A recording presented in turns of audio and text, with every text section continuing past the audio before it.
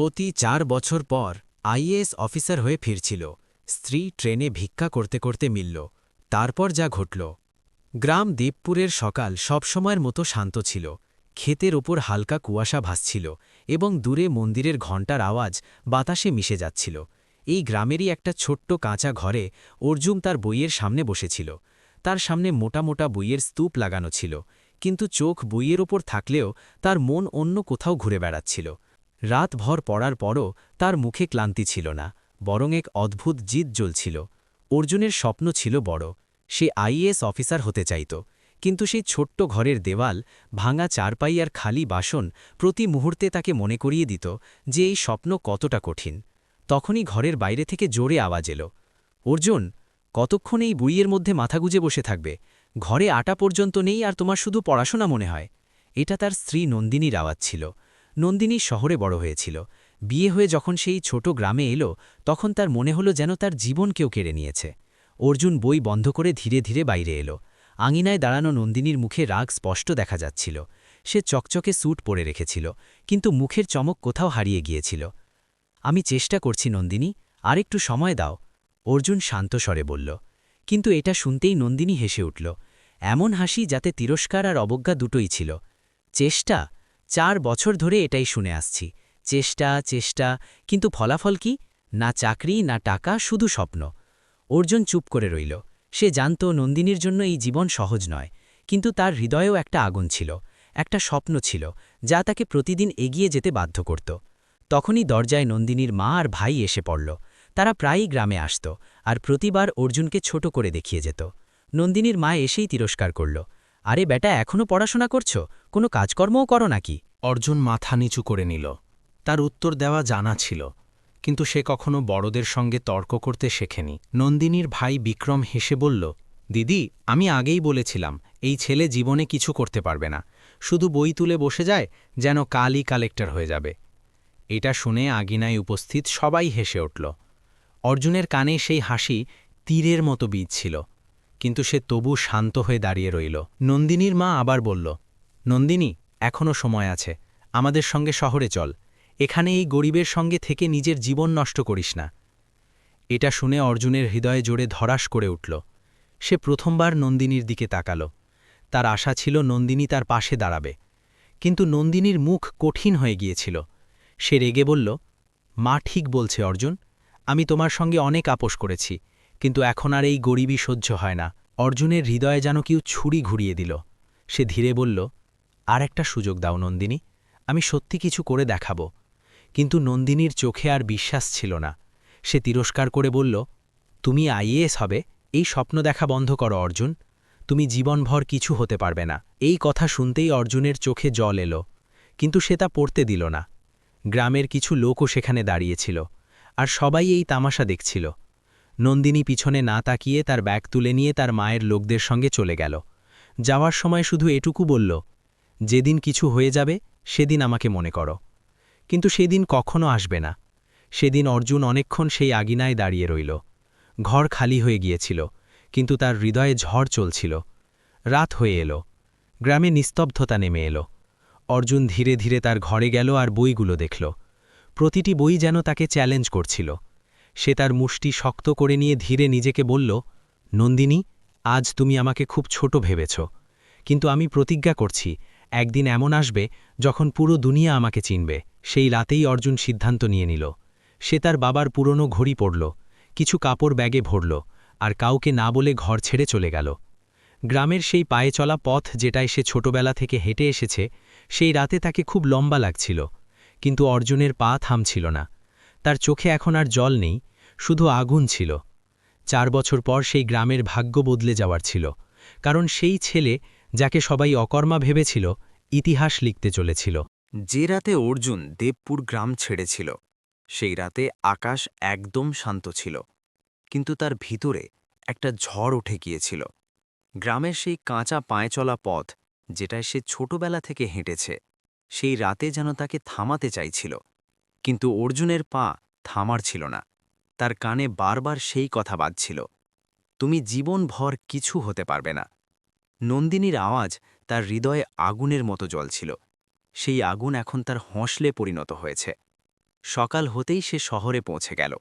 শহরের ভিড়, শোর আর দ্রুতগতির জীবন তার জন্য একদম ছিল না। পকেটে মাত্র কিছু টাকা ছিল, আর ব্যাগে 2 জোড়া কাপড়। কিন্তু তার কাছে আর একটা জিনিস ছিল, জেদ। সেই জেদ যা মানুষকে অসম্ভব পথেও এগিয়ে নিয়ে যায়। প্রথম কয়েকদিন অর্জুন বুঝতেই পারেনি সে কি করবে। সে দিনভর এদিক ওদিক ঘুরত আর রাতে বাসস্ট্যান্ডের বেঞ্চে ঘুমাত। অনেকবার খিদেই ঘুমাতে হয়েছে, অনেকবার জল খেয়েই পেট ভরাতে হয়েছে। কিন্তু সে হার মানেনি। কয়েকদিনের মধ্যেই তার একটা ছোট ঢাবায় কাজ মিলে গেল। কাজ ছিল বাসন মাজার। সকাল 4টেয় উঠে সারা দিন গ্রাহকের ময়লা বাসন পরিষ্কার করা, আর রাতে দেরি করে ঘুমানো। এটাই তার জীবন হয়ে গেল। কিন্তু অর্জুন এই কাজকে বোঝা হয়ে যেতে দেয়নি। দিনভর কাজ করে আর রাতে ঢাবার পিছনে বসে পড়াশোনা করত। সেখানে একটা টিম করে জ্বলা বাল্ব ছিল, যার আলো খুব কম ছিল। কিন্তু অর্জুনের ইরাদা তার থেকে অনেক বেশি মজবুত ছিল। ঢাবার মালিক রামদয়াল কখনো কখনো তাকে পড়তে দেখে অবাক হয়ে যেত। একদিন সে জিজ্ঞাসা করল, আরে অর্জুন, তুই এত পরিশ্রম কেন করিস? কি হতে চাস? অর্জুন মাথা না তুলে বলল, আইএএস অফিসার। রামদয়াল কিছুক্ষণ তাকে দেখল, তারপর হেসে উঠল। ব্যাটা, এমন স্বপ্ন বড় লোকে দেখে। আমাদের মতো গরিব লোক শুধু পেট ভরানোর জন্য জন্মায়। কিন্তু অর্জুন সেই হাসিকেও তার হৃদয়ে জায়গা দেয়নি। তার জন্য প্রতিটি তিরস্কার এখন জ্বালানি হয়ে গিয়েছিল। বন্ধুরা, যদি গল্পটা ভালো লাগছে তাহলে আমার কাছে একটা ছোট্ট অনুরোধ আছে যে এই ভিডিওটা লাইক করে আমাদের চ্যানেল সাবস্ক্রাইব করে নাও, আর ভিডিওটা হাই পয়েন্টও করে দাও। সময় কেটে যেতে লাগল। অর্জুন দিন রাত পরিশ্রম করতে থাকল। তার কোচিংয়ের টাকা ছিল না, তাই লাইব্রেরিতে বসে পড়াশোনা করত, পুরনো খবরের কাগজ পড়ত, সস্তা বই কিনত। অনেকবার ক্লান্ত হয়ে তার শরীর জবাব দিত, কিন্তু তার স্বপ্ন না। প্রথমবার যখন সে ইউপিএসসি পরীক্ষা দিল তখন সে ব্যর্থ হল। রেজাল্টের দিন সে ঘণ্টার পর ঘণ্টা কম্পিউটার স্ক্রিন দেখতে থাকল, কিন্তু তার রোল নম্বর ছিল না। সেই রাতে সে অনেকক্ষণ রাস্তার ধারে বসে রইল। চোখ থেকে জল পড়ছিল, কিন্তু সেই জল হারের না, জিদের ছিল। সে নিজেকে বলল, আমি হার মানব না। পরের বছর সে আবার চেষ্টা করল। এবারও সাফল্য মিলল না। লোকে মজা করতে লাগল। ঢাবার কিছু গ্রাহক তাকে দেখে বলতো, কালেক্টর সাহেব, চা তাড়াতাড়ি নিয়ে এসো। আর সবাই হাসত, কিন্তু অর্জুন মুচকি হাসত। তার জানা ছিল সময় বদলাতে দেরি লাগে না। তৃতীয় বছরে সে তার সব শক্তি ঢেলে দিল। এখন তার চোখে আলাদা চমক এসে গিয়েছিল। একদিন লাইব্রেরিতে এক বয়স্ক প্রফেসর তাকে দেখলেন। অর্জুনের পরিশ্রম দেখে তারা প্রভাবিত হলেন। তারা অর্জুনের সঙ্গে কথা বললেন আর তার গল্প শুনলেন। সেই দিন থেকে প্রফেসর সাহেব অর্জুনকে সাহায্য করতে শুরু করলেন। তারা তাকে পড়াশোনার সঠিক দিক দেখালেন, নোটস দিলেন আর হসলাও। অর্জুন আরও বেশি পরিশ্রম শুরু করল। দিনরাত শুধু পড়াশোনা, পড়াশোনা আর পড়াশোনা। আর অবশেষে সেই দিন এলো যার জন্যে সে অপেক্ষা করছিল। রেজাল্ট ঘোষিত হল। অর্জুনের হৃদয় দ্রুত ধরাস করছিল। সে কাপা হাতে তালিকা খুলল, আর পরের মুহূর্তেই তার চোখ ভরে এলো। সেখানে তার নাম ছিল Arjun Kumar, all India rank. সেই মুহূর্তে তার মনে হল যেন তার পুরো জীবন বদলে গেছে। সেই ছেলে যাকে কখনো অকর্মা বলা হয়েছিল, এখন আইএএস অফিসার হয়ে গেছে। অন্যদিকে নন্দিনীর জীবনও পুরোপুরি বদলে গিয়েছিল, কিন্তু একদম উল্টো দিকে। যখন সে অর্জুনকে ছেড়ে শহরে এসেছিল তখন তার মনে হয়েছিল এখন তার জীবন সহজ হয়ে যাবে। কিন্তু ধীরে ধীরে তার সিদ্ধান্তের দাম বোঝা শুরু হল। মায়ের বাড়িতে কয়েকদিন তো সম্মান পেল, কিন্তু শীঘ্রই সবার ব্যবহার বদলে গেল। ভাই বিক্রম সব সময় তিরস্কার দিত, তোমার জন্য আমাদের বদনাম হচ্ছে। মাও এখন আগের মতো ছিল না। ঘরে প্রতিটি কথায় ঝগড়া হতে লাগল। একদিন বিক্রম সাফ বলে দিল, এখন তুমি এখানে বেশি দিন থাকতে পারবে না। নন্দিনীকে সেদিন প্রথমবার বোঝা গেল সে কত বড় ভুল করেছে। সে একা পড়ে গিয়েছিল। ধীরে ধীরে তার কাছে থাকার জায়গাও আর রইল না। কয়েকদিন সে সেলাইয়ের কাজ করল, তারপর এক দোকানে কাজ করতে লাগল। কিন্তু ভাগ্য যেন তার সঙ্গ ছেড়ে দিয়েছিল। যেখানেই যেত কোনো না কোনো মুশকিল আসত। একদিন দোকানের মালিকও তাকে বরখাস্ত করে দিল। এখন তার কাছে না ঘর, না কাজ। অনেক রাত সে রেলওয়ে স্টেশনের প্ল্যাটফর্মে কাটিয়েছে। খিদে আর অপমান তার জীবনের অংশ হয়ে গিয়েছিল। সময়ের সঙ্গে তার অবস্থা আরও খারাপ হয়ে যেতে লাগল। অবশেষে একদিন মজবুরি এত বেড়ে গেল যে তাকে সেই পথ বেছে নিতে হলো যার কল্পনাও সে কখনো করেনি। সে ট্রেনে ভিক্ষা করা শুরু করল।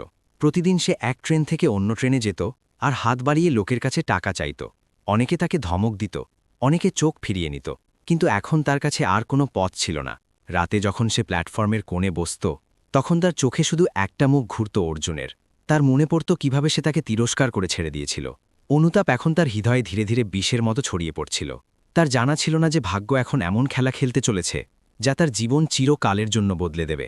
কারণ ঠিক সেই সময় 4 বছর পর আইএএস অফিসার অর্জুন তার প্রথম পোস্টিংয়ের জন্য সেই এলাকায় ফিরছিল। আর ভাগ্য ঠিক করেছে যে তাদের মুখোমুখি হবে এমন এক জায়গায় যেখানে দুজনেই কখনো ভাবেনি, একটা ট্রেনের ডিব্বায়। 4 বছরের সময় মানুষের জীবন কতটা বদলাতে পারে, এটা হয়তো অর্জুন আর নন্দিনীর থেকে ভালো কেউ বোঝে না। একদিকে সেই অর্জুন ছিল যাকে গ্রামে অকর্মা বলা হতো, আর আজ সেই অর্জুন আইএএস অফিসার হয়ে গেছে। অন্যদিকে সেই নন্দিনী ছিল যে কখনো তার রূপ আর শানে গর্ব করত, আর আজ তার জীবন এত নিচে পড়ে গেছে যে তাকে ট্রেনের ডিব্বায় হাত বাড়িয়ে ভিক্ষা করতে হয়। ভাগ্যের খেলাও কত অদ্ভুত হয়। যাকে আমরা চিরকালের জন্য পিছনে ফেলে দিই, সেই কখনো হঠাৎ আমাদের সামনে দাঁড়িয়ে যায়।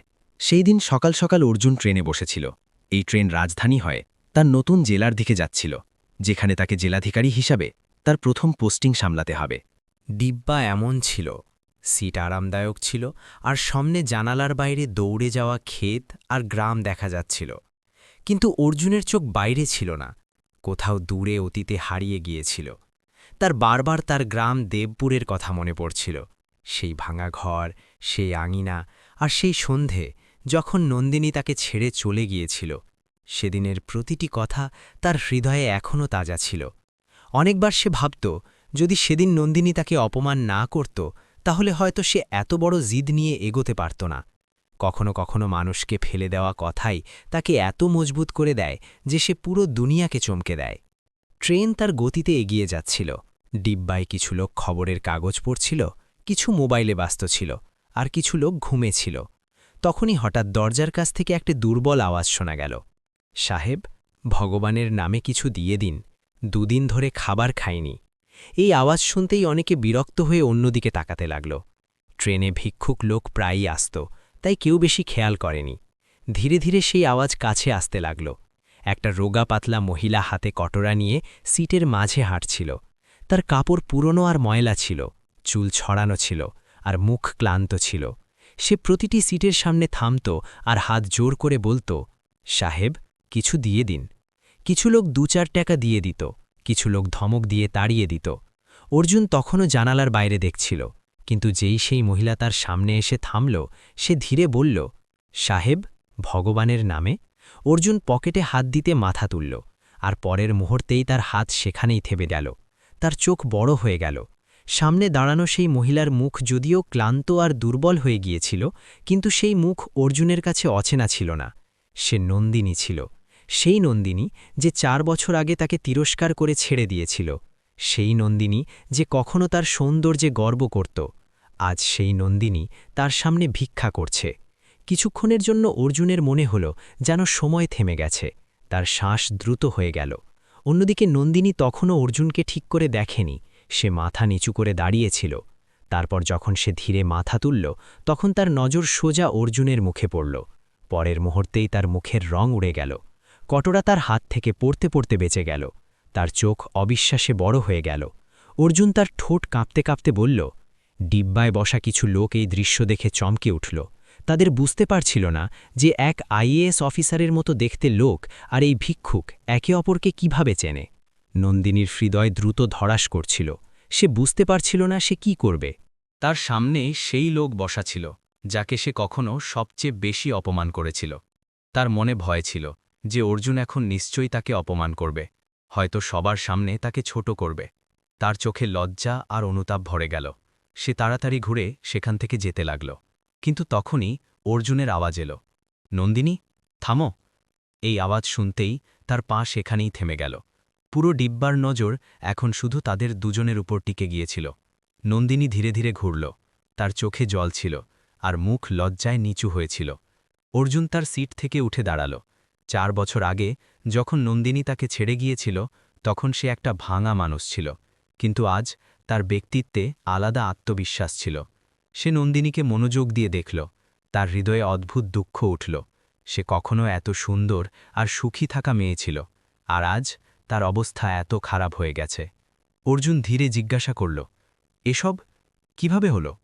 নন্দিনী কিছু বলতে পারল না, তার চোখ থেকে জল পড়তে লাগল। সে শুধু এটুকু বলল, আমি আমি খুব বড় ভুল করে ফেলেছি অর্জুন। ডিব্বায় নিস্তব্ধতা নেমে এলো। লোকে এখন পুরোপুরি এই দৃশ্য দেখতে লাগল। কেউ ভাবেনি যে একটা ট্রেনের ডিব্বায় এমন আবেগপূর্ণ মুখোমুখি দেখা যাবে। নন্দিনীর চোখে অনুতাপের সাগর ছিল। তার মনে হচ্ছিল মাটি ফেটে যাক আর সে তাতে মিশে যাক। কিন্তু গল্পের আসল মোড় এখনও বাকি ছিল, কারণ পরের মুহূর্তে অর্জুন যা করতে চলেছিল তা দেখে পুরো ডিব্বার লোক অবাক হয়ে যাবে। ট্রেন তার দ্রুত গতিতে রেল লাইনে দৌড়াচ্ছিল, কিন্তু সেই এসি ডিব্বার ভিতরে যেন সময় থেমে গিয়েছিল। সবার নজর শুধু দুজনের উপর টিকে গিয়েছিল, একদিকে আইএএস অফিসার অর্জুন আর অন্যদিকে ফাটা পুরনো কাপড়ে দাঁড়ানো নন্দিনী। কিছুক্ষণ আগে যে মহিলা পুরো ডিব্বায় হাত বাড়িয়ে ভিক্ষা করছিল, সেই এখন সেই লোকের সামনে দাঁড়িয়ে যাকে সে কখনো তার জীবন থেকে বের করে দিয়েছিল। নন্দিনীর মাথা নিচু ছিল, তার চোখ থেকে লাগাতার জন পড়ছিল, আর হাত কাঁপছিল। তার মনে হচ্ছিল এটা স্বপ্ন, কিন্তু এটা স্বপ্ন নয়, বাস্তব ছিল। অর্জুনের চোখেও অনেক ভাব একসঙ্গে উঠে আসছিল, দুঃখ, অবাক, আর কোথাও গভীরে লুকানো পুরনো স্মৃতি। 4 বছর আগের প্রতিটি কথা তার মাথায় এক এক করে ঘুরতে লাগল। সেই আঙিনা, সেই তিরস্কার, আর সেই কথা যা তার হৃদয় ভেঙে দিয়েছিল। কিন্তু আজ সামনে দাঁড়ানো নন্দিনী একদম আলাদা ছিল। তার মুখ থেকে সেই অহংকার চলে গিয়েছিল। তার চোখে এখন শুধু অনুতাপ ছিল। ডিব্বায় বসা লোকে ফিসফিস করছিল, কারও বুঝতে পারছিল না এই সম্পর্ক কি। তখনই অর্জুন ধীরে তার সিটের দিকে ইশারা করে বলল, বসো নন্দিনী। এটা শুনতেই নন্দিনী যেন স্তব্ধ হয়ে গেল। তার আশা ছিল না যে অর্জুন তার সঙ্গে এভাবে কথা বলবে। সে কাঁপা গলায় বলল, না, আমি এখানে বসার যোগ্য নই। অর্জুন শান্ত স্বরে বলল, বসো, এখানে কেউ ছোট বড় নেই। এটা শুনে নন্দিনী ধীরে ধীরে সিটের কিনারে বসে পড়ল। তার হাত এখনও কাঁপছিল। ডিব্বায় বসা অনেক লোক এই দৃশ্য দেখে অবাক ছিল। কিছু লোক মোবাইল দিয়ে ভিডিও করতে লাগল, কিন্তু অর্জুনের এসবের কোনো ফরক পড়ছিল না। তার নজর শুধু নন্দিনীর ওপর ছিল। কিছুক্ষণ দুজনের মাঝে নীরবতা ছিল। তারপর অর্জুন জিজ্ঞাসা করল, তোমার এই অবস্থা কিভাবে হলো? এই প্রশ্ন শুনতেই নন্দিনীর ভেতরে চাপা দুঃখ যেন বাইরে এলো। তার চোখ থেকে জল দ্রুত পড়তে লাগল। সে কাঁপা গলায় বলতে শুরু করল, যখন আমি তোমাকে ছেড়ে গিয়েছিলাম, আমার মনে হয়েছিল আমার জীবন সহজ হয়ে যাবে। কিন্তু সেটাই আমার সবচেয়ে বড় ভুল ছিল অর্জুন। কয়েকদিন মায়ের বাড়িতে সব ঠিক ছিল, তারপর ধীরে ধীরে সব বদলে গেল। ভাই প্রতিটি কথাই তিরস্কার দিত, মাও আমার থেকে দূরত্ব বাড়াতে লাগল। একদিন তারা সাফ বলে দিল যে এখন আমি এখানে থাকতে পারবো না। তারপর আমি শহরে এদিক ওদিক কাজ খুঁজতে লাগলাম। কখনো সেলাইয়ের কাজ করলাম, কখনো দোকানে কাজ করলাম, কিন্তু প্রতিটি জায়গায় মুশকিলই মিলল। সে কিছুক্ষণ থামল। তার শ্বাস দ্রুত হয়ে গিয়েছিল। পুরো ডিব্বায় নিস্তব্ধতা নেমে এসেছিল। সবাই তার গল্প শুনছিল। নন্দিনী আরও বলল, ধীরে ধীরে আমার কাছে ফাঁকার জায়গাও আর রইল না। অনেক রাত রেলওয়ে স্টেশনের প্ল্যাটফর্মে কাটিয়েছি। খিদে এত লাগত যে কখনো কখনো জল খেয়েই ঘুমাতে হতো। অবশেষে একদিন মজবুরি এত বেড়ে গেল যে আমাকে ট্রেনে ভিক্ষা করতে হলো। এটা বলতে বলতে তার গলা ভেঙে গেল। সে মাথা নিচু করে কাঁদতে লাগল। অর্জুন চুপচাপ তাকে দেখতে থাকল। তার হৃদয়ে অদ্ভুত দুঃখ উঠছিল। 4 বছর আগে যখন নন্দিনী তাকে ছেড়ে গিয়েছিল, তখন সে ভেবেছিল হয়তো সে আর কখনো তার জীবনে আসবে না। কিন্তু ভাগ্য আজ তাদের এমন মুখোমুখি দাঁড় করিয়ে দিয়েছে যে দুজনের কাছেই অতীত থেকে পালানোর কোনো পথ ছিল না। নন্দিনী জল মুছে বলল, অর্জুন, আমি তোমার সঙ্গে খুব বড় অন্যায় করেছি। সেদিন যদি আমি তোমার পাশে থাকতাম, তাহলে হয়তো আজ আমার জীবন এমন হতো না। আমি প্রতিদিন আমার সিদ্ধান্তের জন্য অনুতপ্ত হই। তার চোখে এখন শুধু লজ্জা আর অনুতাপ ছিল। সে বলল, তুমি চাইলে আমাকে অপমান করতে পারো, আমার কোনো অভিযোগ হবে না। আমি যা বুনেছি আজ তাই কাটছি। ডিব্বায় বসা অনেক লোকের চোখও ভিজে গিয়েছিল। এই দৃশ্য এত আবেগপূর্ণ ছিল যে কারও বুঝতে পারছিল না কি বলবে। তখনই অর্জুন গভীর শ্বাস নিয়ে ধীরে বলল, নন্দিনী, জীবনে ভুল সব মানুষই করে। এটা শুনে নন্দিনী অবাক হয়ে তার দিকে তাকাল। তার আশা ছিল না যে অর্জুন এত শান্ত থাকবে। তখনই ট্রেনের গতি একটু কমতে লাগল। বাইরে স্টেশনের বোর্ড দেখা যেতে লাগল। এটা সেই স্টেশন ছিল যেখানে অর্জুনকে নামতে হবে। কিন্তু যেই ট্রেন থামল আর দরজা খুলল, বাইরের দৃশ্য দেখে পুরো ডিব্বার লোক অবাক হয়ে গেল। প্ল্যাটফর্মে বড় ভিড় দাঁড়িয়েছিল। পুলিশের জওয়ান, অফিসার আর মিডিয়ার লোক সবাই সেখানে উপস্থিত ছিল। তারা সবাই নতুন জেলাধিকারীর স্বাগতের জন্য দাঁড়িয়েছিল। যেই অর্জুন ট্রেন থেকে নামার জন্য দরজার দিকে এগোলো, সবাই সতর্ক হয়ে গেল। কিন্তু পরের মুহূর্তে যা ঘটল তা দেখে সবাই স্তব্ধ হয়ে গেল। কারণ অর্জুন একা নামছিল না, তার সঙ্গে সেই ভিক্ষুক নন্দিনীও ছিল। ট্রেন যেই স্টেশনে থামল, প্ল্যাটফর্মে দাঁড়ানো ভিড় হঠাৎ হইচইয়ে উঠল। পুলিশের জওয়ান লাইন করে দাঁড়ালো, কিছু অফিসার হাতে ফুলের তোড়া নিয়ে অপেক্ষা করছিল, আর মিডিয়ার ক্যামেরা প্ল্যাটফর্মের দিকে ঘুরে গেল। সবাই জানত আজ এই জেলার নতুন জেলাধিকারী প্রথমবার এখানে আসছে, কিন্তু কেউ ভাবেনি যে এই মুহূর্ত এত আলাদা আর স্মরণীয় হয়ে যাবে। ট্রেনের দরজা খুলল আর সবার আগে অর্জুন বাইরে এলো।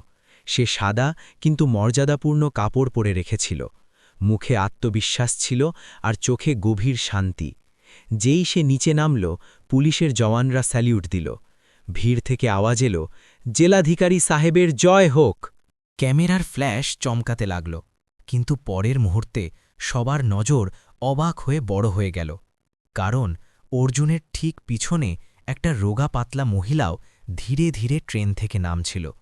ফাটা কাপড়, ছড়ানো চুল আর হাতে পুরনো কটোরা। সে নন্দিনী ছিল। প্ল্যাটফর্মে দাঁড়ানো লোকে একে অপরের মুখ দেখতে লাগল। মিডিয়ার ক্যামেরা এখন অর্জুন আর নন্দিনী দুজনের ওপর টিকে গেল। কারো বুঝতে পারছিল না যে এক জেলাধিকারীর সঙ্গে এই ভিক্ষুক কেন নামছে। নন্দিনীর হৃদয় জোরে জোরে ধড়াস করছিল। তার মনে হচ্ছিল সে এখানে দাঁড়ানোর যোগ্যও নয়। সে ঘাবড়ে অর্জুনকে বলল, অর্জুন, আমি এখানে থাকতে পারব না, লোকে কি ভাববে? কিন্তু অর্জুন শান্ত স্বরে বলল, লোকে কি ভাবে এটা ভেবে যদি মানুষ বাঁচতে শুরু করে, তাহলে জীবন কখনো এগোবে না। এটা শুনে নন্দিনী চুপ হয়ে গেল। তখনই এক অফিসার এগিয়ে এসে অর্জুনকে ফুলের তোড়া দিতে লাগল। কিন্তু অর্জুন তোড়া নেমার আগে তার দিকে তাকিয়ে বলল, 1 মিনিট। তারপর সে ঘুরে নন্দিনীর দিকে তাকাল। পুরো প্ল্যাটফর্মে নিস্তব্ধতা নেমে এলো। অর্জুন ধীরে বলল, এ আমার স্ত্রী নন্দিনী। এটা শুনতেই ভিড়ে হইচই করে গেল। ক্যামেরার ফ্ল্যাশ আরও দ্রুত হল। কারো বিশ্বাস হচ্ছিল না যে জেলাধিকারী এক ভিক্ষুককে তার স্ত্রী বলছে। নন্দিনীর চোখ থেকে জল পড়তে লাগল। তার মনে হল যেন তার হৃদয় ফেটে যাবে। সে কাঁপা গলায় বলল, না অর্জুন, এমন বলো না। আমি এই সম্মানের যোগ্য নই। আমি তোমাকে ছেড়ে দিয়েছিলাম, তোমার অপমান করেছিলাম। আজ আমি শুধু আমার ভুলের শাস্তি ভুগছি। কিন্তু অর্জুন তার কথা মাঝপথে থামিয়ে দিল। সে বলল, নন্দিনী, 4 বছর আগে তুমি আমাকে ছেড়ে গিয়েছিলে, এটা সত্যি। সেদিন তোমার কথায় আমাকে খুব আঘাত লেগেছিল, কিন্তু হয়তো সেই আঘাতই আমার জন্য শক্তি হয়ে গিয়েছিল। যদি সেদিন তুমি আমাকে অপমান না করতে, তাহলে হয়তো আমি আজ এখানে পৌঁছাতে পারতাম না। নন্দিনী তার কথা শুনে স্তব্ধ হয়ে গেল। অর্জুন আরও বলল, কিন্তু এর মানে এটা নয় যে আমি তোমার দুঃখ দেখে চোখ বন্ধ করে দেব। জীবন আমাদের কখনো কখনো এমন মোড়ে নিয়ে আসে যেখানে মানবতাই সবচেয়ে বড় সিদ্ধান্ত হয়ে যায়। তারপর সে ভিড়ের দিকে ঘুরে বলল, আজ যদি আমি জেলাধিকারী হই, তাহলে আমার প্রথম কর্তব্য মানবতা পালন করা। এটা শুনতেই প্ল্যাটফর্মে দাঁড়ানো অনেক লোকের চোখ ভিজে গেল। অর্জুন ধীরে নন্দিনীর হাত ধরে বলল, চলো, এখন এই জীবন এভাবে চলবে না। নন্দিনী কাঁপতে কাঁপতে বলল, কিন্তু অর্জুন, তুমি কি সত্যি আমাকে তোমার সঙ্গে নিয়ে যাবে? অর্জুন হালকা হাসি দিয়ে বলল, জীবনে ভুল সব মানুষই করে। ফারাক শুধু এতটুকু যে কেউ তার ভুল স্বীকার করে আর কেউ করে না। তুমি তোমার ভুল স্বীকার করেছ, এটাই সবচেয়ে বড় কথা। এটা শুনে নন্দিনী ফুপিয়ে ফুপিয়ে কাঁদতে লাগল। তার জল এখন অনুতাপের না, বরং স্বস্তির ছিল। 4 বছর ধরে যে বোঝা সে তার হৃদয় নিয়ে ঘুরছিল, সেটা আজ হালকা হয়ে গেল। অর্জুন তাকে নিয়ে এগিয়ে গেল। প্ল্যাটফর্মে দাঁড়ানো ভিড় রাস্তা করে দিল। কিছু লোক ধীরে ধীরে তালি বাজাতে লাগল। দেখতে দেখতে পুরো প্ল্যাটফর্ম তালিতে গুঞ্জে উঠল। মিডিয়ার ক্যামেরাই দৃশ্য ক্যাপচার করছিল, কিন্তু অর্জুনের এসবের কোনো পরোয়া ছিল না। তার জন্য এটা শুধু একজন মানুষকে সাহায্য করার সিদ্ধান্ত ছিল। কিছুক্ষণ পর অর্জুন সরকারি গাড়িতে বসল। নন্দিনী ঝিঝি করে তার পাশে বসল। গাড়ি ধীরে ধীরে স্টেশন থেকে বাইরে যেতে লাগল। বাইরে ভিড় এখনও তাদের দেখছিল। নন্দিনী জানালা দিয়ে বাইরে দেখতে দেখতে বলল, অর্জুন, আমি কখনো ভাবিনি যে জীবন আমাকে এভাবে তোমার সামনে দাঁড় করিয়ে দেবে। অর্জুন শান্ত স্বরে বলল, জীবনের সবচেয়ে বড় শিক্ষা এটাই নন্দিনী, কোনো মানুষের শুরু দেখে তার গন্তব্যের মজা ওড়ানো উচিত নয়, কারণ সময়ের চাকা যখন ঘোরে তখন গল্প পুরোপুরি বদলে যায়। গাড়ি এগিয়ে যেতে লাগল, আর পিছনে ছুটে যাওয়া স্টেশন যেন সেই গল্পের সাক্ষী হয়ে রইল, যা সবাইকে একই কথা শিখিয়েছে। মানুষের আসল মাপ তার ধন বা পদ থেকে নয়, বরং তার হৃদয়ের মানবতা থেকে নির্ধারিত হয়। তো বন্ধুরা, এটাই ছিল আমাদের আজকের গল্প। তোমাদের এই গল্প কেমন লাগলো? নন্দিনী সম্পর্কে তোমাদের কি মত কমেন্ট করে অবশ্যই বলো, আর অর্জুন সম্পর্কে তোমরা কি ভাবো তোমাদের মতামত জানাও। গল্প যদি ভালো লাগে তাহলে এটাকে লাইক করে দাও, আর আমাদের ইউটিউব চ্যানেল সাবস্ক্রাইব করে নাও। আবার দেখা হবে নতুন গল্প নিয়ে। ততক্ষণ নিজের খেয়াল রেখো আর পরিবারেরও। ধন্যবাদ।